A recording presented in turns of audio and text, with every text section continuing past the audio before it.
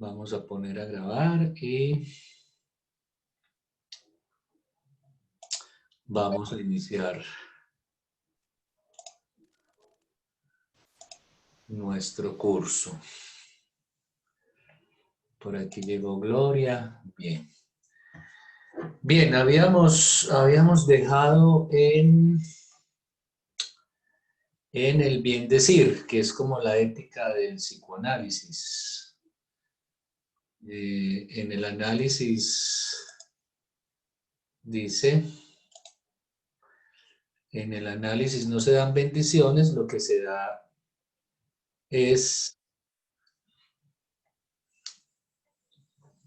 aprender que lo que se habla se diga bien. En el psicoanálisis se puede aprender un bien decir. Muy bien, ahí creo que ahí habíamos dejado, sí. Entonces continuemos con la lectura a ver con qué nos sorprende. Yo siempre que leo este texto encuentro cosas nuevas. Recuerden, por favor, hacer todas las preguntas que se les ocurra. No se las guarden para ustedes. Bien. Por aquí hay otras dos personas entrando. Ok. Bien, el sujeto muchas veces espera la palabra que podría curarlo.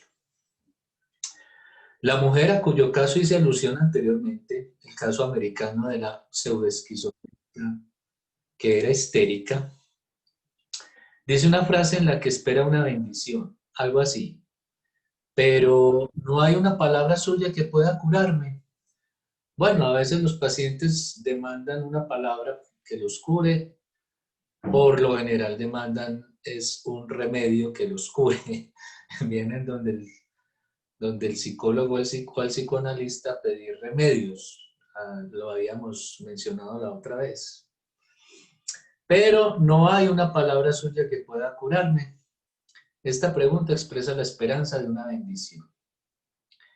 El analista no tiene bendiciones que dar, pero puede contribuir en el aprendizaje del bien decir. O sea, puede introducir al sujeto en un acuerdo entre el dicho y el decir, de tal manera que pueda aproximarlo a decir lo que desea. Esta concordancia es un ideal. El bien decir para Lacan es la llave de la ética del psicoanálisis, una ética del dicho y del decir. Menos que un acuerdo ideal entre el dicho y el decir, se trata de encontrar y practicar una manera de decir que tenga en cuenta la diferencia entre el dicho y el decir. Practicar una manera de decir que tenga en cuenta la diferencia entre el dicho y el decir. Que tenga en cuenta también la posibilidad de modificación de una posición subjetiva con relación al dicho. Todo lo que hablamos de la modalización. Es decir, que el sujeto puede ir cambiando de posición con relación a lo que ha dicho. Tomar lo que ha dicho entre comillas y asumir una posición frente a eso. Una manera de decir que no confunda el dicho con la posición subjetiva. De esta manera practica lo que se puede llamar el retroceso de la enunciación. Una vuelta atrás de la enunciación, o sea, la manera de decir las cosas, se escribe en un retroceso subjetivo. Y esto tiene que ver con la lógica del lenguaje, es decir, cómo funciona el lenguaje. Y es algo que subraya Lacan cuando toma todo lo relacionado con los desarrollos de Ferdinand de Saussure y el estudio que hizo del lenguaje. Entonces aquí lo importante es tener en cuenta que el sentido de lo que uno dice se obtiene retroactivamente, es decir, que lo que viene después es lo que le va a dar sentido a lo que dije primero. O usando los significantes, sabemos que tenemos la cadena significante representada por el S1 encadenado a un S2, y el S2 es el que le va a dar sentido al primer significante retroactivamente. Así es la enseñanza de Lacan, y es por eso que podemos leer y releer sus escritos, porque al hacerlo encontraremos cada vez una perspectiva distinta de la anterior. No son textos de superficie. ¿Qué es la superficialidad de un texto? Es cuando no se puede cambiar la posición subjetiva. Esto es interesante, sobre todo para pensar las lecturas que hacemos, cierto tipo de lecturas que hacemos, como por ejemplo los libros de autoayuda. Cuando hay confusión entre posición subjetiva y el dicho. Entonces, un texto superficial es cuando no se puede cambiar de posición subjetiva y hay confusión entre la posición subjetiva y el dicho. Son textos pobres. Una vez entendidos, lo son para siempre. Con Lacan, al contrario, se siente que las palabras no son cosas y que introducen una llamada para cada sujeto de inventar su manera de leer, que es también un poco lo que hacemos en un análisis, inventar una manera digámoslo así, de estar en este mundo. Hay que inventar una manera y cada uno la inventa y cada una es distinta. En términos de enseñanza, de conferencias o seminarios, tiene que hacer percibir la vibración del sujeto en su propio discurso y no colocarse siempre en la misma posición subjetiva. Hacer percibir la vibración del sujeto en su propio discurso y no colocarse siempre en la misma posición subjetiva. Es decir, no enseñar un discurso a partir siempre de la misma posición. Es necesario cambiar de tono. Lacan practicaba esto, a veces hablaba media hora enteramente serio, a continuación soltaba un chiste, después algo de la experiencia y así todo el rato. Es bastante aburrida la enseñanza que no cambia de tono, no solo aburrida, sino completamente fija. Esto me recuerda a esos profesores que hemos tenido en la universidad que siempre hablan con el mismo tono. Entonces son clases muy aburridas. De pronto yo lo soy mucho por aquí, por las clases virtuales. En la presencialidad yo soy, bueno, los que no han visto clase conmigo lo saben, soy muy histriónico y me muevo de un lado para otro y cambio el tono de la voz y bueno, espero que mis clases presenciales sean entretenidas, un poco entretenidas, porque ahora hay que entretener a la gente también, ¿no? Hay que hacer lo posible porque el sujeto contemporáneo que vive aburrido, tiene de todo, pero vive aburrido, pues se conecte con las clases que uno dicta. Sin llegar a ser pues un payaso o un recreacionista, que a veces hay pedagogos que plantean las cosas así, que el profe tiene que llamar la atención o despertar, dicen así, despertar la atención de los estudiantes. Pues si el estudiante no llega despierto a la clase, ya no hay nada que hacer. Nada. Y por la virtualidad sí que es cierto. Esas clases de las 6 de la mañana, tengo una y los estudiantes no participan y yo supongo que es que están dormidos, están cobijados, encienden el celular y se ponen el, eh, el qué, se me olvidó el nombre de este aparatico que se pone en los oídos. Bueno, se ponen los audífonos y se acuestan a dormir. Me imagino que cómo hace uno ahí para despertar la atención de quien quiere seguir durmiendo en una clase a las 6. Si a veces se quedan dormidos en las clases de la mañana. Bueno, discúlpenme un momento que me está llamando uno de mis tantos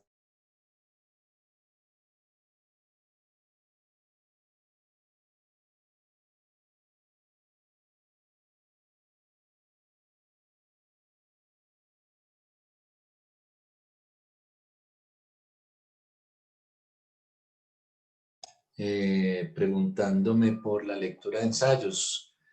Ya saben que hay lectura de ensayos y tengo todavía unos cupos. Walter, ¿tú quieres leer el texto que me enviaste y que aún no reviso? ¿Eh? Puede ser buena idea, pero no tengo pensado otro, porque Otro, ¿eh?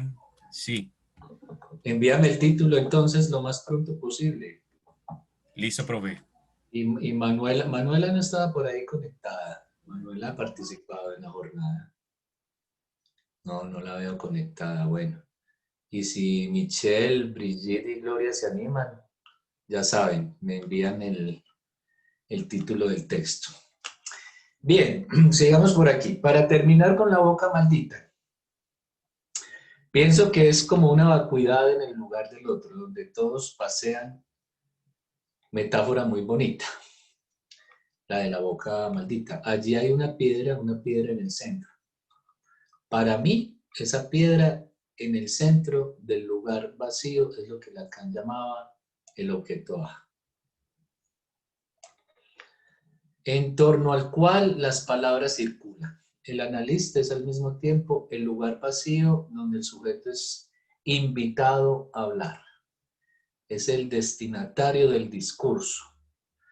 Pero al mismo tiempo también es esta piedra, lo más íntimo de este espacio vacío y exterior a él.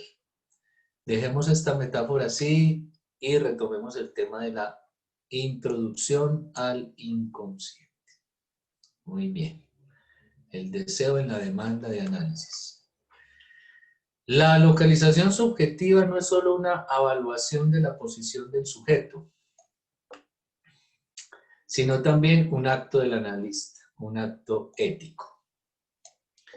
Como intenté mostrar, el analista, a través de la separación entre enunciado y enunciación,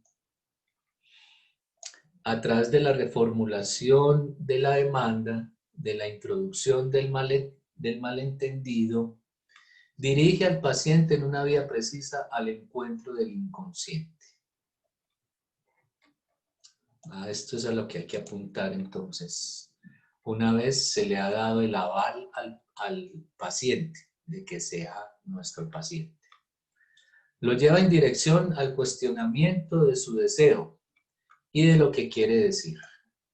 Y hacerle percibir que en sí mismo hay siempre una boca malentendida. Este es un acto de dirección del analista, lo que se llama la dirección de la cura. El tiempo de la supuesta neutralidad viene después, pero en las entrevistas preliminares hay conducción por parte del analista. Esto es importante porque a veces hay pacientes que se quejan de lo callado que es el analista en las entrevistas preliminares y no debería ser así. Cuando un analista se queda callado desde un comienzo, se queda en silencio, el paciente se va a ir, se va a aburrir, pues va a decir, yo por qué le estoy hablando a un mudo. Entonces no hay que ser un muerto, que es como la palabra que también se utiliza en el lacanismo, hacerse como el muerto para las entrevistas preliminares. En las entrevistas preliminares hay que dirigir la cura, hay que hacerle preguntas al sujeto, hay que introducir el equívoco, hay que preguntarle permanentemente y qué quiso decir usted con eso y eso qué significa, todo lo que ya hemos visto en los encuentros anteriores. Las entrevistas preliminares no son solamente una investigación para descubrir dónde está el sujeto, se trata de efectuar un cambio Profe, en la posición del sujeto. Dime. una pregunta que aquí, bueno, tú dices que en las entrevistas preliminares, obviamente el objetivo es hacer un diagnóstico de la estructura clínica del sujeto, Ajá. pero ¿cómo, o sea, cómo hacer ese encuentro? Porque obviamente uno tiene que tener sumo cuidado y un saber clínico para no despertar a una persona psicótica. Es que por eso hay que hacer el diagnóstico de la estructura clínica. por eso, para saber si estamos o no frente a un presicótico. por Y, eso, y sabiendo que es un presicótico, es decir, teniendo la certeza de que ese sujeto ha padecido de fenómenos elementales, escuchar una voz, tener alucinaciones, tener certezas con relación a algo, sobre todo su posición subjetiva o un delirio de carácter persecutorio o creer que recibe un mensaje que va dirigido exclusivamente a él, bueno, o fenómenos en el cuerpo de extrañeza con relación a una parte del cuerpo o de extrañeza con relación a sí mismo. Todos esos fenómenos elementales que ya vimos, si se indaga sobre ellos cuando el sujeto los menciona, por ejemplo, alguien que dice, yo en mi adolescencia escuchaba una voz, entonces hay que indagar eso. ¿Qué voz es esa? ¿Qué le decía esa voz? Es una voz que viene de afuera, que no vaya a ser la voz de la conciencia, por ejemplo, o que escuchaba radio y el radio le hablaba a él, como si lo que escuchaba en el radio estuviese dirigido a él, en fin. Entonces, pero eso sí se indagando puede eso, preguntar sobre eso, sí, indagar sobre eso, o eso sí. no despertaría esa estructura. No, no porque indagar no es interpretar, indagar no es hacer, Ah, ya, indagar, ya sí, entiendo. preguntarle, cuénteme más sobre eso, qué voz escuchaba, por qué la radio le hablaba, eh, o En la recuerdo a alguien, interpretación está eso. eh, sí, no, no, la interpretación es decirle algo que pueda constituirse como en una metáfora. Ese es el problema con la psicosis, es que el sujeto psicótico no logra darle una significación a las metáforas y las interpretaciones son metáforas. Uno con una interpretación alude siempre a otra cosa, Por eso incluso... es que en esa interpretación en el neurótico es que está la cura del síntoma. Ah, claro, claro, porque Ah, ya, ya, ya. el síntoma mismo es una metáfora. El síntoma está en el lugar de algo reprimido, por eso es una metáfora. Porque tú sabes que la metáfora es que un significante viene a ocupar el lugar de Del otro, síntoma. viene a Ujú. sustituir a otro significante y el síntoma eso es lo que hace, sustituye algo que está reprimido, claro. Entonces, sí, no, hay que indagar por los fenómenos elementales sin hacer interpretaciones, claro. Ujú. O alusiones, eh, o introducir equívocos, que eso también puede desencadenar la psicosis. Simplemente preguntarle al sujeto por esos fenómenos y ahondar sobre ellos para tener la certeza de que estamos frente a un presicótico. Y sabiendo que es un presicótico, no recibirlo en análisis. Es la recomendación que hace Miller, no recibirlo en análisis. Muchas gracias, profe. Bueno, entonces, efectuar un cambio en la posición del sujeto, eventualmente transformar la persona que vino en un sujeto en alguien que se refiere a lo que dice guardando cierta distancia con relación al dicho. Entonces, transformar la persona que vino en un sujeto, es decir, en el sujeto del inconsciente, el sujeto que empieza a escuchar lo que dice, el sujeto que empieza a saber que no sabe muy bien lo que dice, el sujeto que empieza a preguntarse por aquello que ha dicho, eh, eh, en alguien que se refiere a lo que dice guardando cierta distancia con relación al dicho, que es un poco lo que hace el análisis ya desde las entrevistas preliminares, que el sujeto tome distancia de lo que dice y empiece a pensar lo que dice y empiece a darse cuenta que no sabía muy bien lo que decía o si lo que decía eso es. es lo que quiere decir. En fin. Es por eso que las entrevistas preliminares constituyen una rectificación subjetiva. Entonces creo que aquí Miller va a empezar a hablar de esto, que es muy interesante. Y lo interesante de la rectificación subjetiva es que yo pienso que incluso uno puede hacer rectificaciones subjetivas por fuera del dispositivo analítico cuando uno escucha a alguien. Entonces le puede devolver o una pregunta, o un equívoco, o una interrogación, y lograr cierta rectificación subjetiva en ese sujeto que de pronto nos está contando algo, o preguntándonos por algo, o haciendo una consulta por algo que le pasa. Bueno, en la dirección de la cura y los principios de su poder, Lacan habla de rectificación de las relaciones del sujeto con lo real. Esta cita es solo una aproximación, en primer lugar, porque cuando Lacan habla de real, en este texto de 1958, no lo hace con el mismo sentido que tendrá al final de su enseñanza. Aquí se define real como la realidad. Creo que está más de acuerdo con el futuro de su enseñanza decir que Lacan habla de introducir al paciente en una primera localización de su posición en lo real. En verdad, está más de acuerdo con su enseñanza posterior decir que se trata de introducir al paciente en una primera localización de su posición con relación a su dicho. Es lo que acabo de demostrar, que solo podemos aproximarnos a lo real a través del dicho. ¿A qué conduce en el sujeto esta primera localización? A aceptar la asociación libre. Quiero decir, a hablar sin saber lo que dice.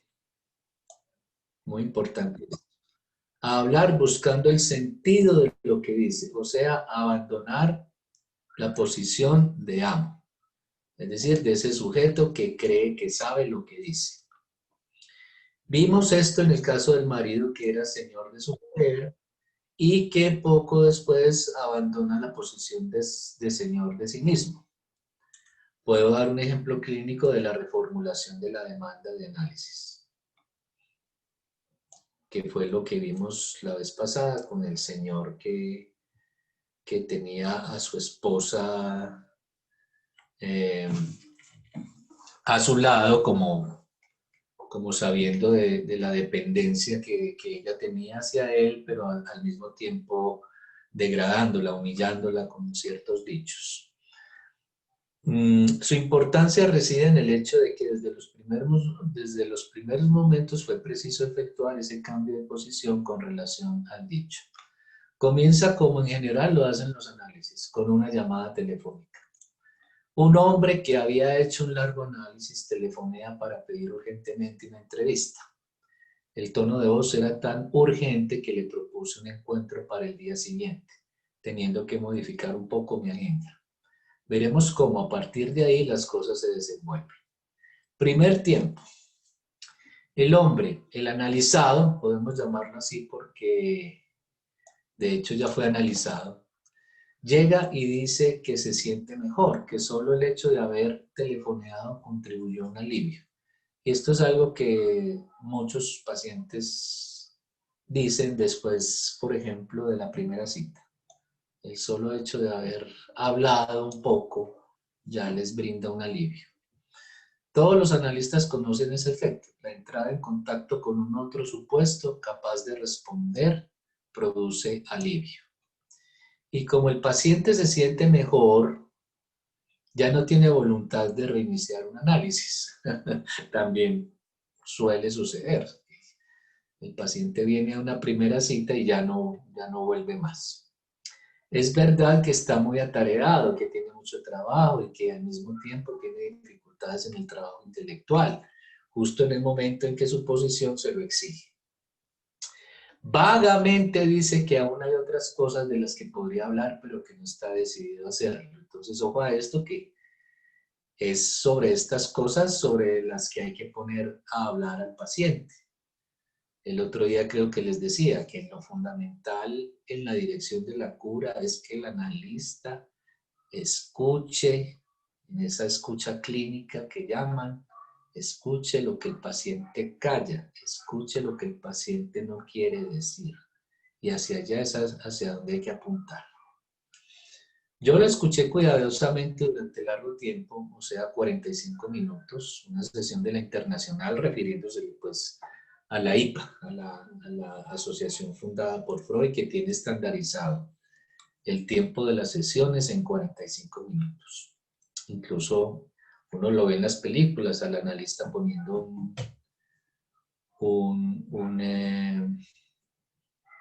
un relojito de esos para tomar el tiempo, un contador y suena una campanita cuando terminan los 45 minutos, un cronómetro. Y cuando suena la campanita, el analista le dice al paciente, hoy terminamos aquí o lo espero en la próxima cita. Y no importa lo que el paciente venía diciendo, ni importa si el paciente termina o no una de sus frases, no, se termina a los 45 minutos. Bien, su discurso no parecía muy convincente y no intentaba hacerlo. Quedaba claro que delante de mí estaba alguien intentando convencerme de no aceptarlo, sino de rechazarlo. Interesante esto. Ese mismo discurso podría haber sido hecho con la intención de convencerme. En este caso, no hay compromiso. Cuando me preguntó cuánto debía pagar, respondí nada, pero le dije, piense y vuelva dentro de una semana. Piense es una palabra que parece inocente. Mi intuición clínica, así como la de los analistas aquí presentes, dirá que se trata de un caso de neurosis obsesiva y que pensar, rumiar las cosas en la cabeza tiene cierta importancia para este tipo de sujeto. Segundo tiempo. El hombre vuelve la semana siguiente. No voy a denominarlo paciente.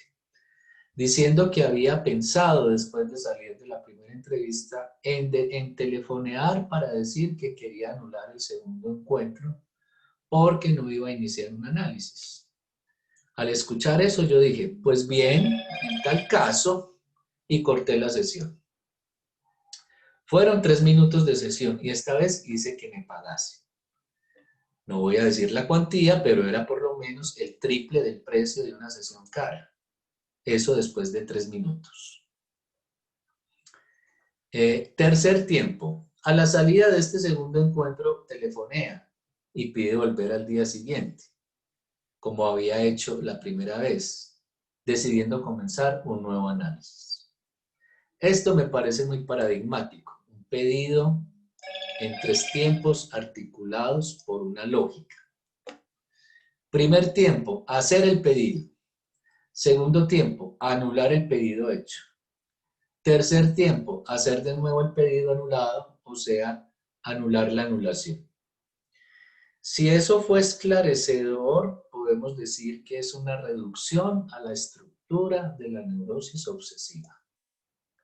Porque esta no es solo el síntoma de la duda y la oscilación,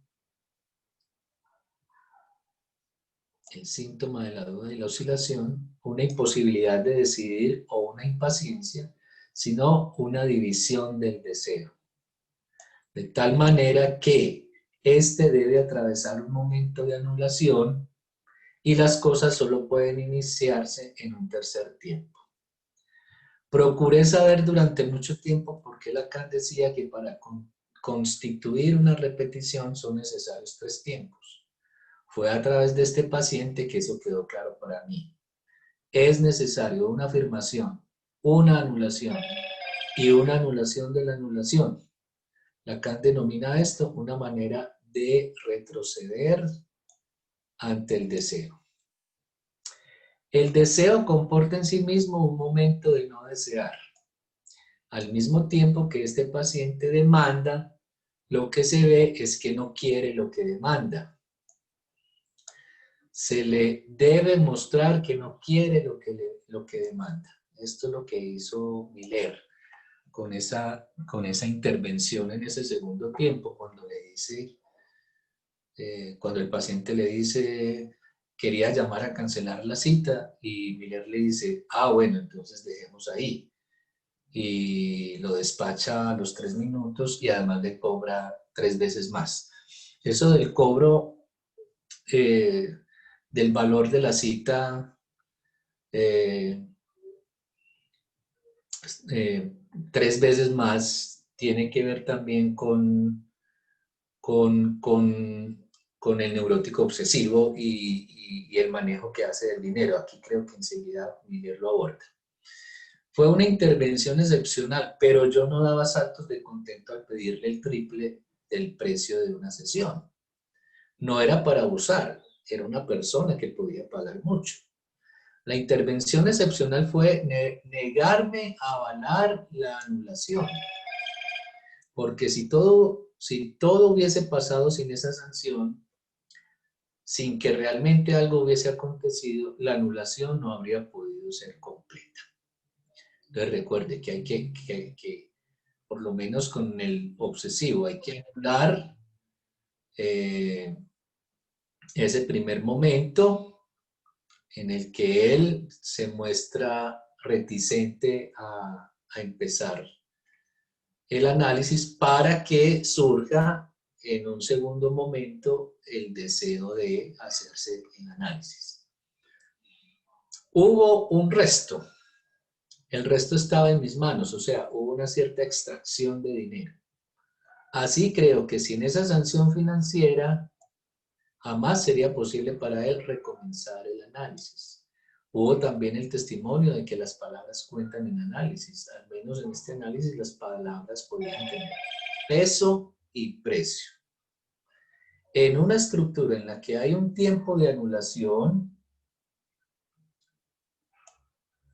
seguido de una anulación de la anulación, la doble anulación no equivale a la afirmación inicial. No se trata de lógica clásica, como bien ve Jorge Forbes, que conoce las paradojas. En la lógica clásica, la doble negación es equivalente a una afirmación, pero no en el espacio analítico, donde se trata del sujeto. No existen esas equivalencias. Esto es a partir de ahí. Esto es, a partir de ahí se inicia el proceso de análisis. En este encuentro escuché un trabajo de Bernardino Horn sobre el tema de la transferencia negativa en Anna Freud y Melanie Klein. Observación clínicamente valiosa de que también en la entrada del análisis hay una transferencia negativa. En verdad, lo que ellas denominan transferencia negativa en la entrada es ese momento de anulación del deseo característico del sujeto obsesivo. Mi paciente en cuestión telefonea para la primera sesión. Para la segunda, una semana después. Y para la tercera, al día siguiente. Este proceso de división se extiende en el tiempo, o sea, un pasaje de un primer sí a un no de un segundo tiempo y el tercer tiempo un no del no. Hay una separación temporal entre el momento del sí y el momento del no. Y el momento del no, no. Esto se observa ocasionalmente en la conducta obsesiva como una manera de oscilar entre el sí y el no. Y esto tiene que ver con la duda del obsesivo, que siempre está, sí, como dice aquí Miller arriba,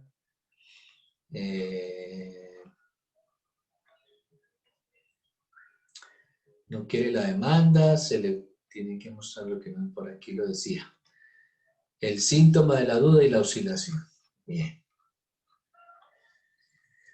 Para el sujeto histérico, esta división del deseo se opera de una manera mucho más refinada, por cuanto el sujeto histérico puede decir sí y no al mismo tiempo. Por eso no entendemos a las mujeres. Y por eso cuando ellas quieren decir, cuando ellas dicen sí, pueden querer decir no, y cuando ellas dicen no, pueden querer decir sí. Es lo que Freud llamó proton pseudos. Lo que aparece en el obsesivo como contradicción, oscilación del deseo, desear y no desear, en la histeria sufre una torsión interna. Esta es la forma primaria de neurosis obsesiva.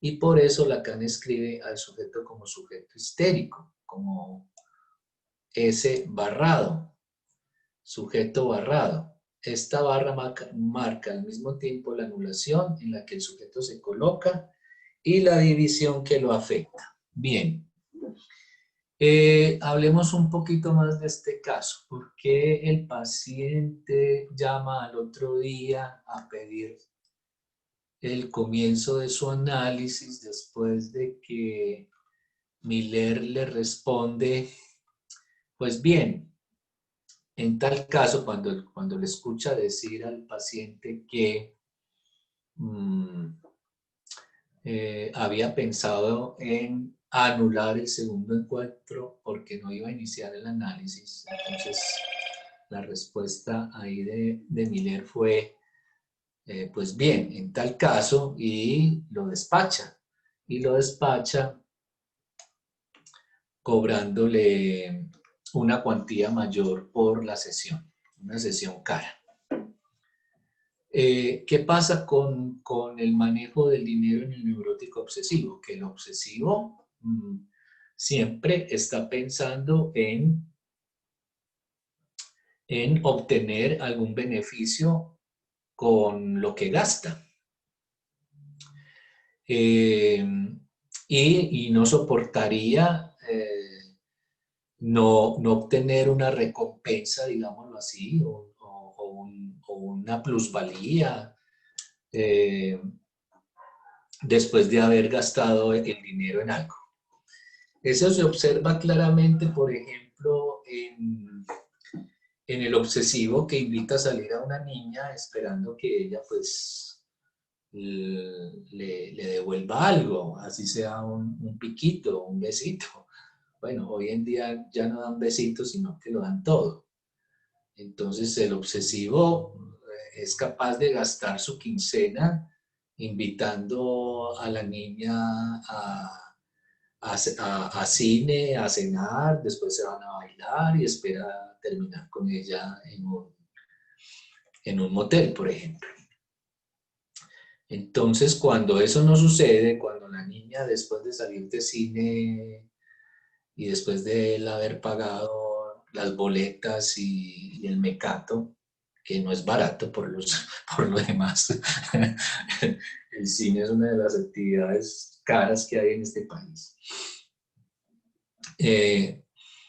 El obsesivo entonces no va a quedar muy incómodo, va a quedar en falta, va a quedar como castrado y se va a mortificar muchísimo por haber invertido un dinero en esa niña y que ella ni siquiera le haya dado un piquito, por ejemplo, si ella se despide de él a la salida del teatro. Bien, les pongo otro ejemplo. El obsesivo, en una fiesta los amigos hacen una vaca y el obsesivo pues lo cogen cortico, lo arrinconan, no alcanzó a irse al baño a esconderse y le piden la plata, le piden, no sé, 10.000 pesos, 20.000 pesos. Entonces le toca sacar el billetico que tanto cuida y pone los 20.000 pesos en la vaca. Y lo que va a pasar es que cuando llega el trago, este obsesivo que está pensando en el dinero que gastó, pues siente la necesidad de recuperar esa inversión de alguna manera. Y lo que hace es pararse junto a la mesa donde está el trago y empezar a beber como una mica. Entonces empieza a tomar 1, 2, 3, 4, 5 tragos, casi que uno detrás del otro, pensando en que así ya está recuperando el dinero que gastó.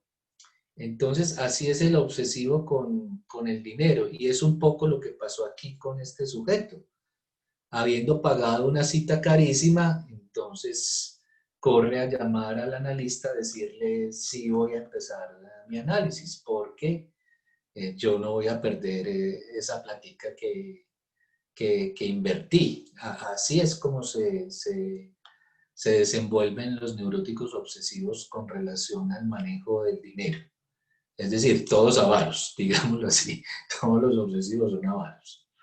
No les gusta gastar la plata y si la gastan quieren obtener un beneficio, una recompensa, una plusvalía si se quiere. Bien. Apertura del espacio analítico. Lo más importante de lo que estoy tratando de comunicar, de transmitir, es que lo esencial en la experiencia para abrir el espacio analítico es el sujeto. Debemos de tener un concepto muy claro y bien definido del término sujeto. Esto es muy importante. El sujeto no es equivalente a la persona ni al individuo. ¿Qué es una persona? No sabemos lo que es. Sí, un individuo o un cuerpo. Es decir, individuo significa sin división.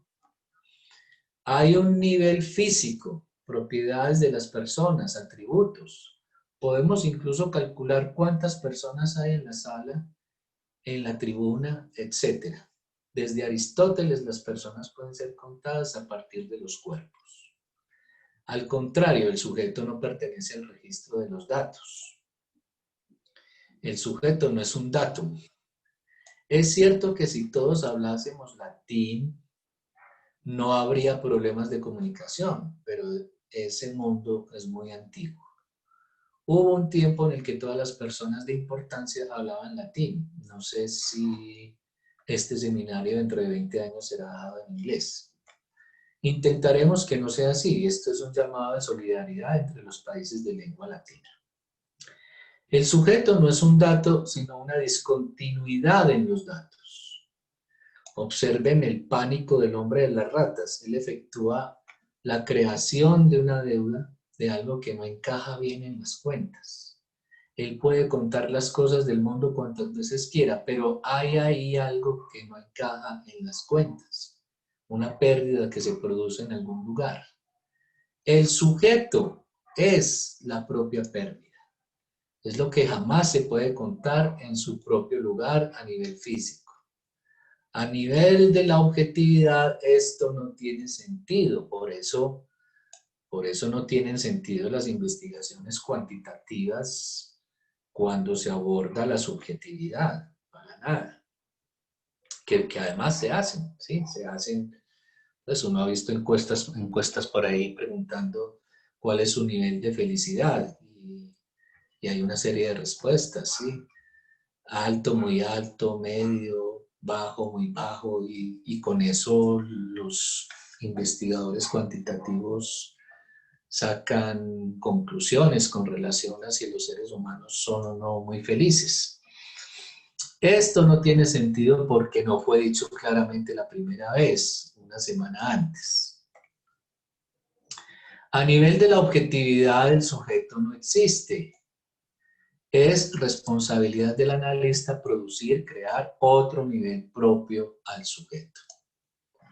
Esto me recuerda un comentario que hacía un estudiante alguna vez hablando de esto de la subjetividad y la objetividad. Entonces, hacía la siguiente observación. Si un tipo se suicida desde un 10º piso y nos preguntamos qué lo mató, la respuesta de los que están del lado de la objetividad, los científicos, los duros, los de las ciencias duras dirían, pues, lo mató la ley de gravedad. Y en efecto, eso es lo que mata a alguien cuando se tira por una ventana de un 10º piso.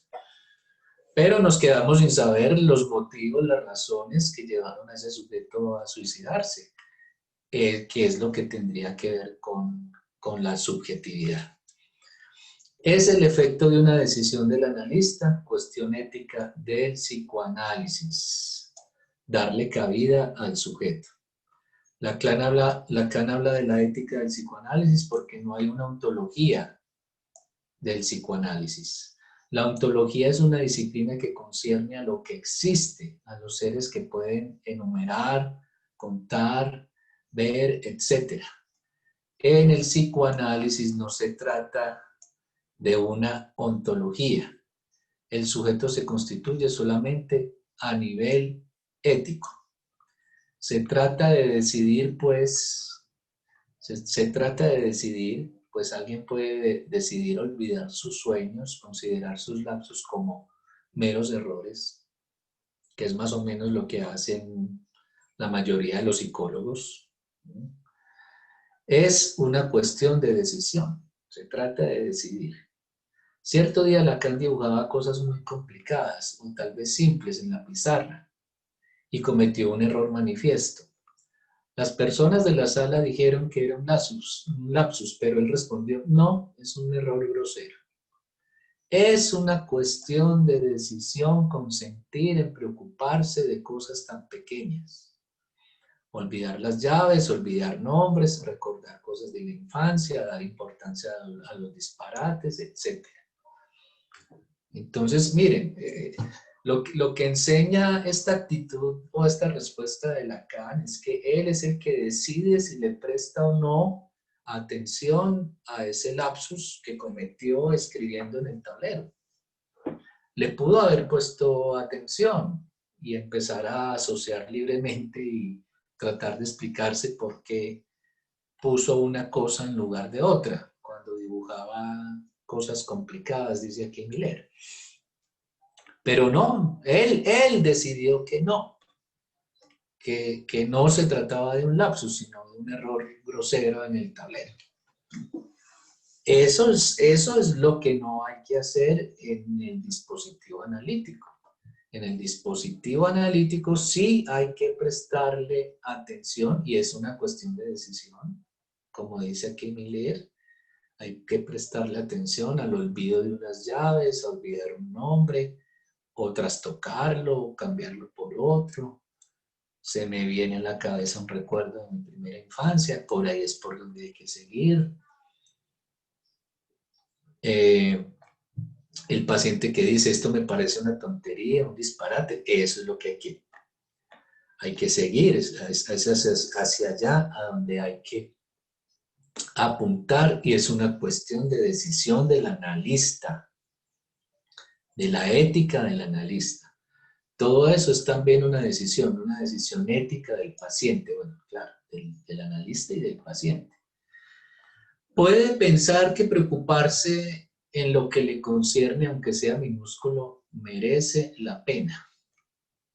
Esta es una decisión de orden ético. La ontología concierne a los seres y la ética concierne propiamente a la falta en ser. Los seres son del orden de la ontología y la falta en ser de la ética. La introducción al inconsciente es en realidad una introducción a la falta en ser. El sujeto es una falta en ser, no tiene sustancia, existe solo como la torsión de tres tiempos. Es esto lo que vemos. ¿Qué podemos delinear como sujeto sino la anulación y la anulación de la anulación, es decir, el carácter torcido de esta vía? El sujeto en sí mismo es un error en las cuentas. Esto último subrayenlo, además es muy bonito. El sujeto en sí mismo es un error en las cuentas.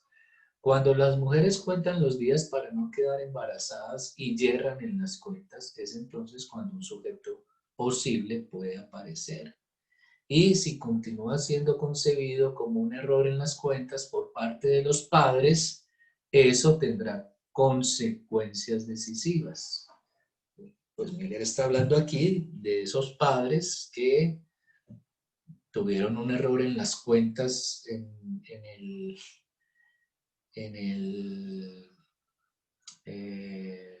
puede ser en el manejo de los anticonceptivos o en el periodo menstrual.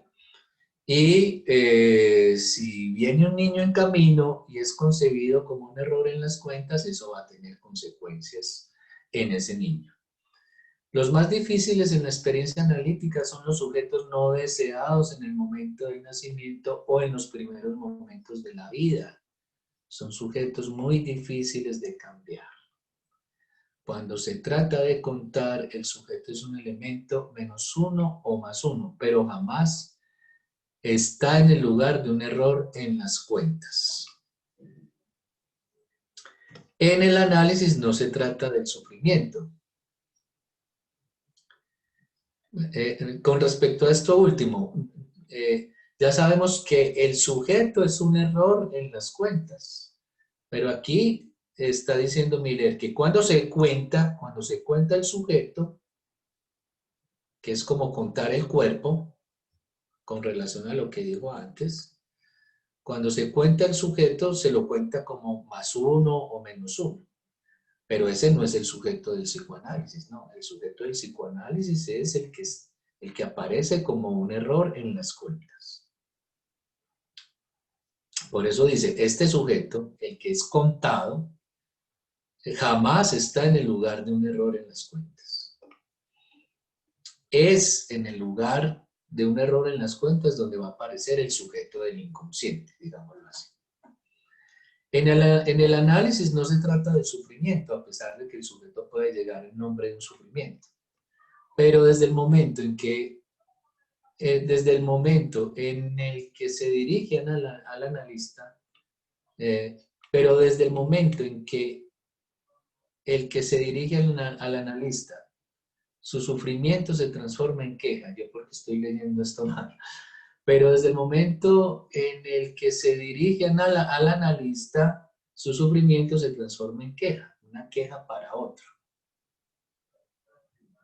En una queja para otro. Quiero decir, cuando va a un analista, va en nombre de un sufrimiento. No es como cuando va a un médico.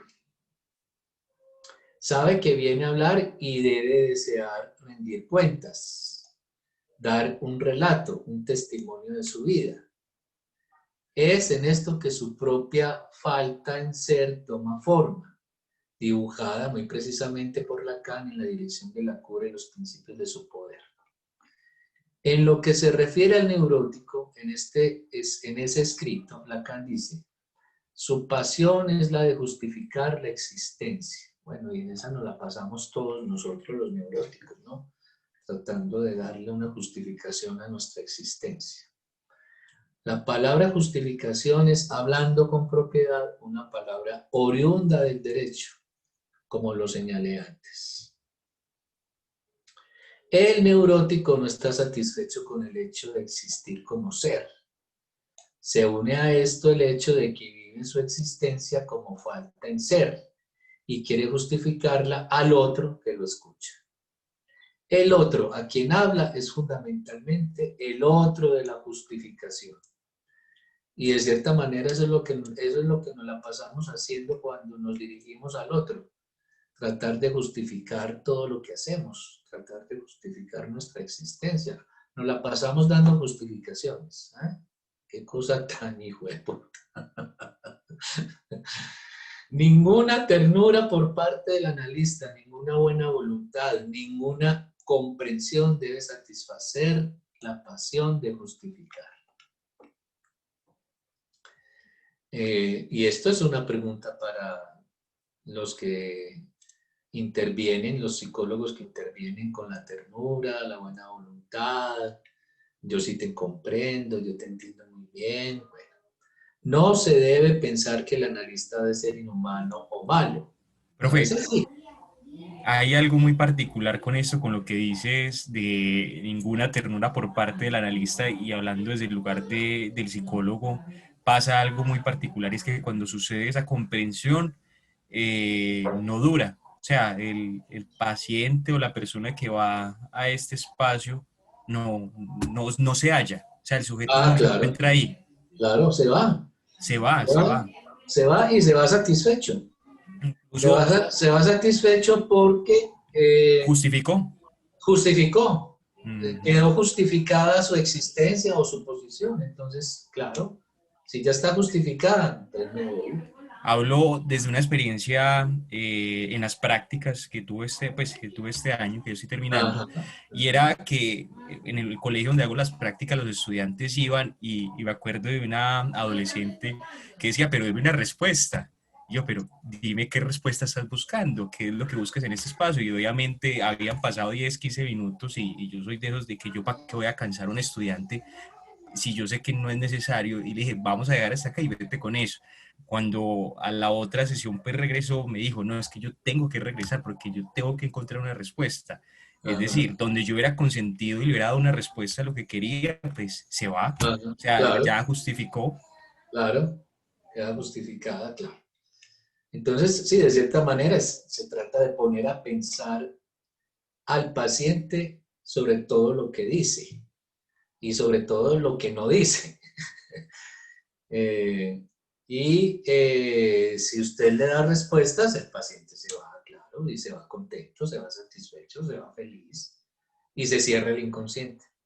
Esa es la mejor manera de cerrar el inconsciente. Bien, entonces no se debe pensar que el analista debe ser inhumano o malo. A veces sí, sino que debe situarse en la posición correcta, la de un estatuto del derecho. Sabemos que las explicaciones, el hecho de decir eso no es tan terrible o usted tiene todo para ser feliz, no son respuestas esperadas. No se esperan respuestas al nivel de los hechos, sino al nivel del derecho. Se entiende por qué el verdadero perverso no entra en análisis, porque no quiere rendir cuentas a ningún otro. En efecto, eso es lo que pasa con el perverso. Lo que Lacan llamaba rectificación subjetiva es pasar del hecho de quejarse de los otros para quejarse de sí mismo. Miren qué definición tan bonita de lo que sería una rectificación subjetiva. Pasar de quejarse de los otros para quejarse de sí mismo. Siempre tenemos razones para quejarnos de los otros, claro, y es como la posición normal de todo neurótico. Todo lo malo que le pasa siempre es culpa de otro o de otros.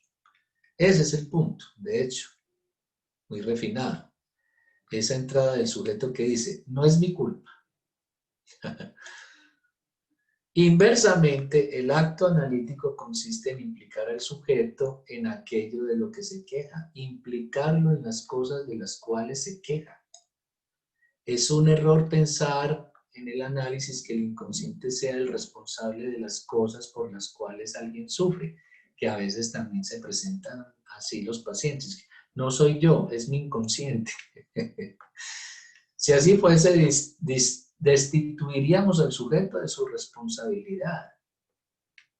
Y de lo que se trata aquí es exactamente de lo contrario, de hacer responsable al sujeto de aquello de lo que se está quejando. Es de esta manera que son pensadas muchas veces las cosas en el análisis. Y esto cuando se aprende que las cosas van mal por lo que ocurrió en el pasado, por los padres, por el hermano mayor, la hermana menor.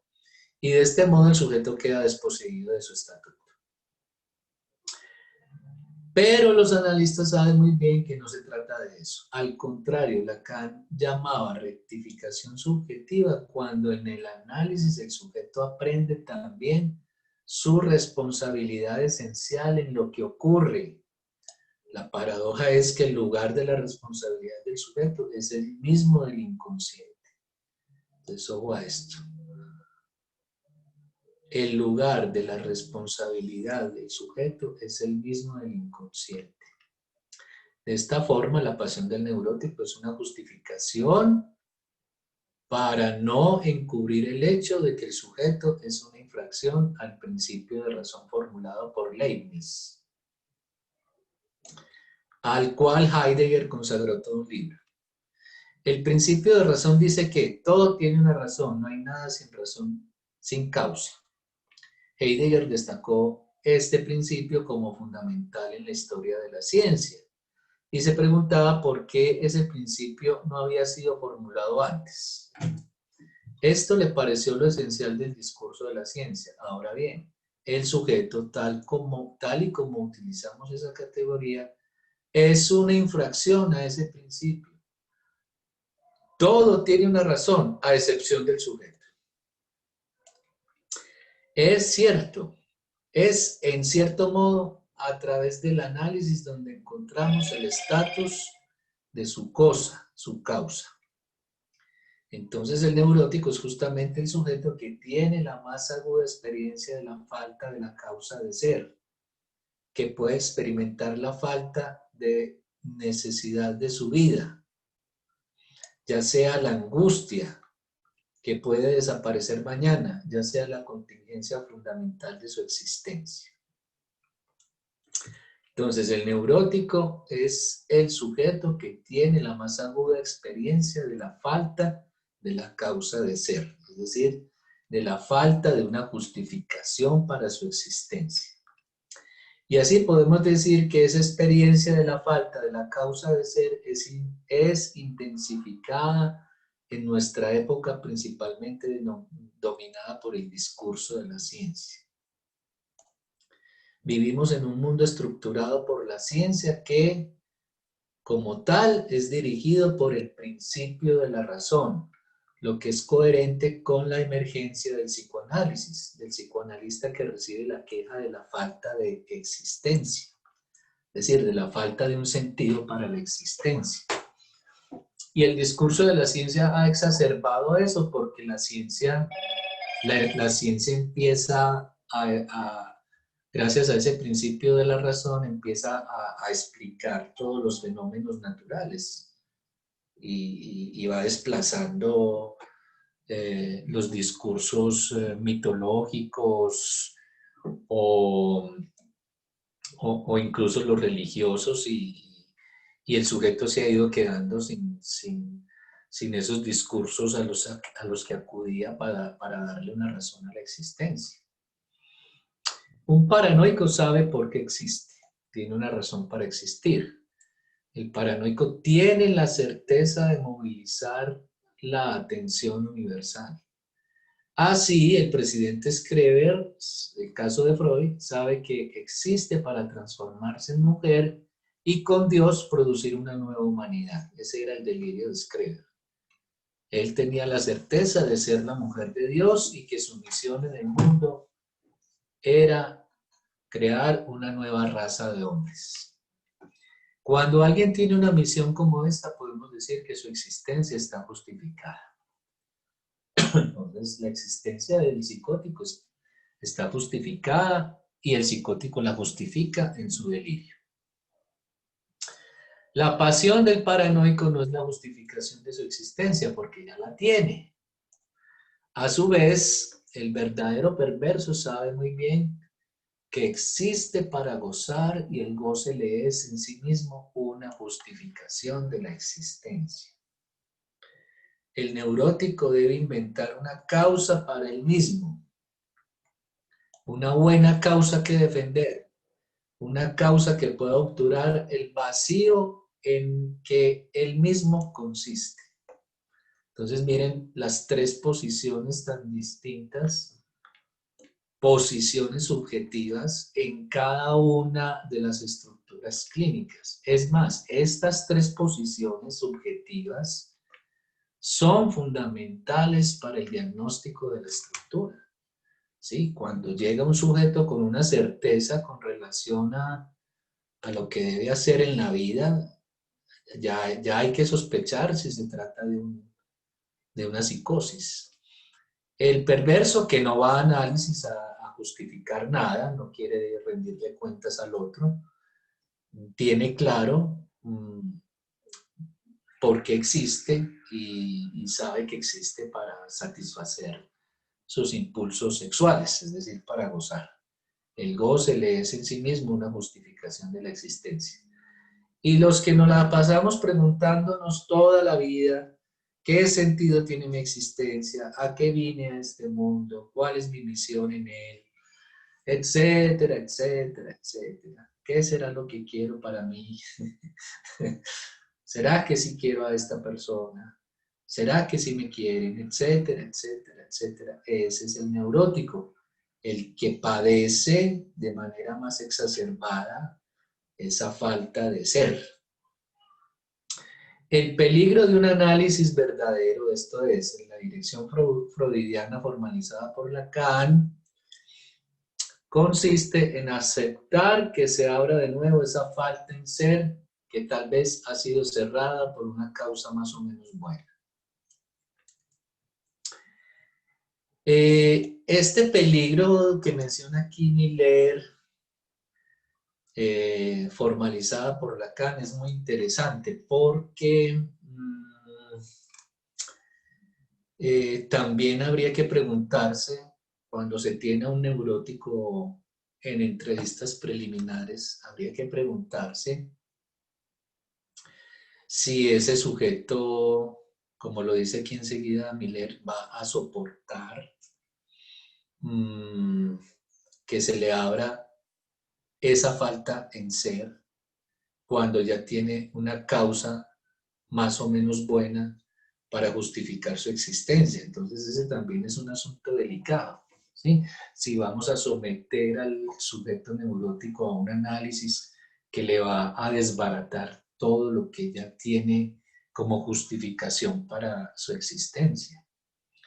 Por eso dice Miller aquí enseguida, si el sujeto no puede soportar más el orden previo de su mundo, si le hace falta una causa, y sí, como decía Lacan, no hay en el sujeto un deseo decidido, es mejor no aceptarlo en la experiencia analítica, pues la asociación libre va a disociar al sujeto de lo que se inventó como causa. Es decir, la asociación libre va a desbaratar al sujeto, ¿sí? Lo que va a hacer la asociación libre es introducir preguntas sobre la justificación que el sujeto tiene para su existencia. Lo va a llevar a cuestionar sus valores, su razón de ser, las razones inventadas para justificar su propia existencia. Profe, eso no tiene que ver también con la posición ética del analista. O sea, yo creo que eso es delicado. Sí, es delicado, claro. Y la decisión de aceptar o no, o darle el aval para entrar a análisis Ajá. a esta persona, eh, es alguno de los principios que se puede considerar éticos cuando se habla, pues cuando lo primero que habla este texto al principio, o sea, uno de esos principios que hablan. Ajá, sí. Ah, ya. Sí, y entonces el asunto es el cálculo que hace el analista, eh, preguntándose si ese sujeto que tiene al frente puede soportar lo que se viene con la entrada en análisis, y es eh, cuestionar sus valores, sus ideales, eh, la justificación que tiene para su existencia. ¿Ah? ¿Será que sí, que ese sujeto sí soportaría un análisis? Pues para decirlo ya de una manera más precisa. ¿Mm? Si el sujeto tiene un deseo decidido. ¿Ah? Y la recomendación que hace aquí Miller es mejor no aceptarlo. Si el sujeto no puede soportar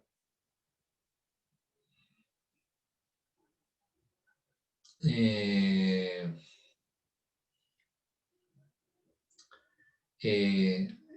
ser interrogado en todo lo que él es, digámoslo así. ¿Mm? Bueno. Así, introducir a aquel que llega en su posición de sujeto como la caja vacía produce a veces un alivio inmediato, porque justamente el simple hecho de introducir a la persona en su estatuto de sujeto produce una disociación, un retroceso, tanto delante del sufrimiento como delante del dicho. El sujeto sufre, pero el hecho de hablar al analista lo hace colocarse un poco aparte, tomar distancia en relación con su sufrimiento. Y eso efectivamente produce un alivio inmediato. Bien. Atravesar su falta en ser implica con todo encararla frente a frente. Cuestionar o perder sus razones de ser pone al sujeto en una situación muy difícil. Es en este sentido como las cosas se limitan en el análisis. ya que muchas veces el sujeto no quiere poner ciertos elementos en juego. Y ese sujeto que no quiere poner ciertos elementos en juego, pues por lo general casi siempre él se va solito, deja de asistir a terapia. De ahí el interés que despierta la relación analista-analizante cuando no pertenecen a la misma comunidad. Cuando ambos pertenecen a la misma comunidad, se debe admitir que el malentendido se extiende a todos. Y hay sectores donde las personas pueden entenderse.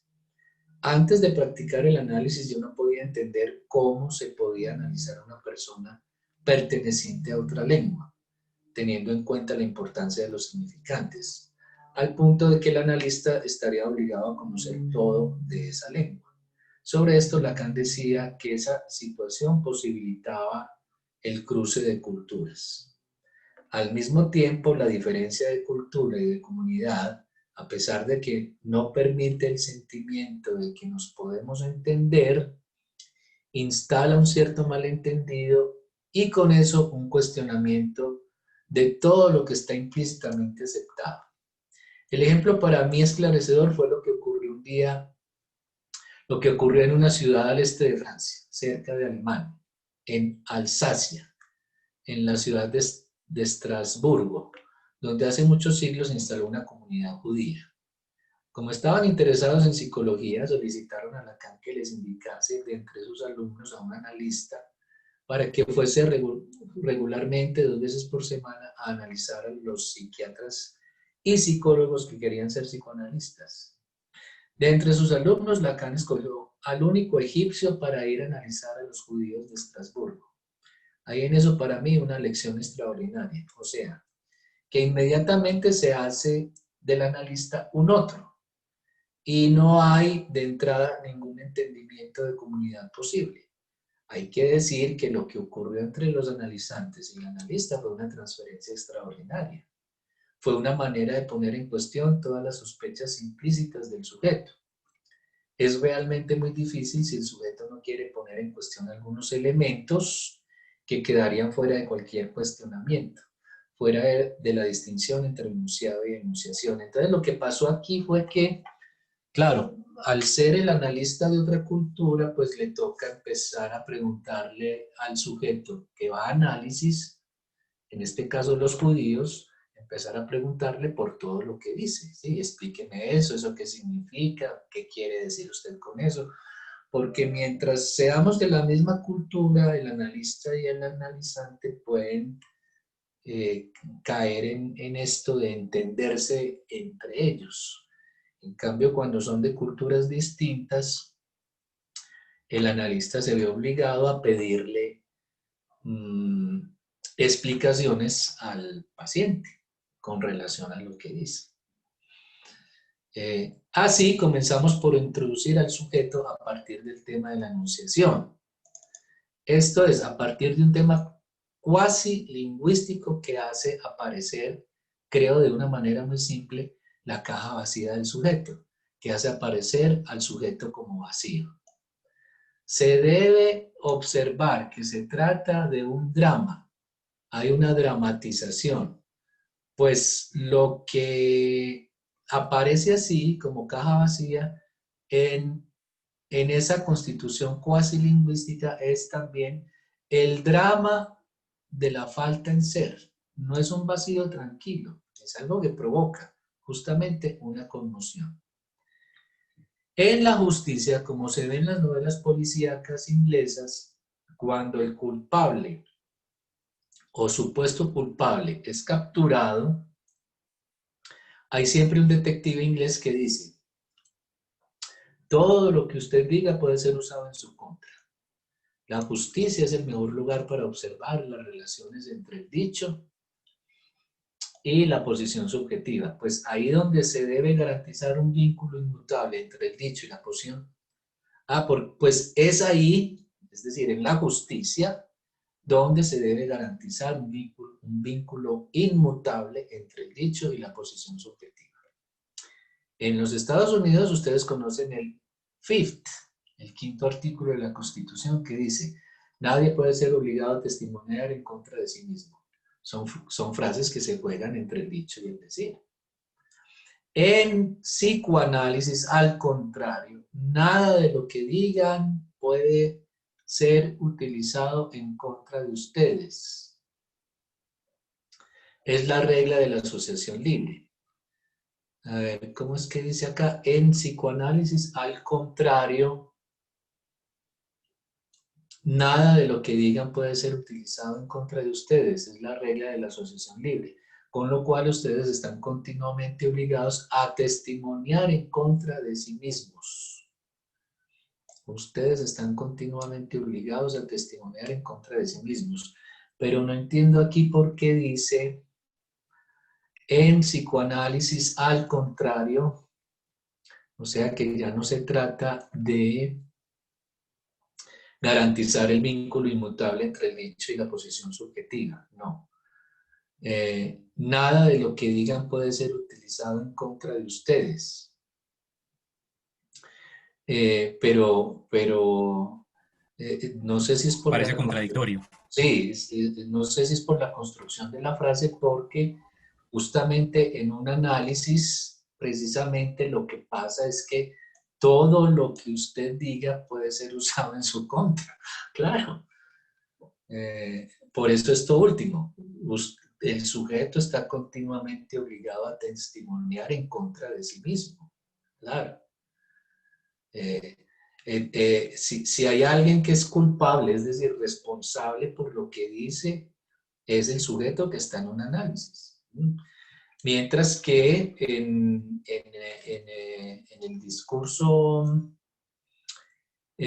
jurídico se le previene, ¿sí? Se le previene diciendo lo que diga puede ser usado en su contra, sí, pero usted se puede quedar callado, sobre todo si va a decir algo en contra de sí mismo.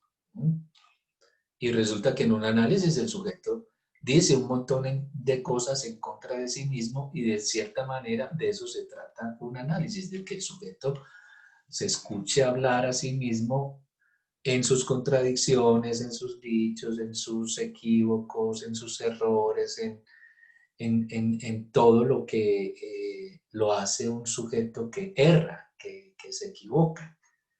Como lo decíamos más arriba, es en el error donde vamos a encontrar al sujeto.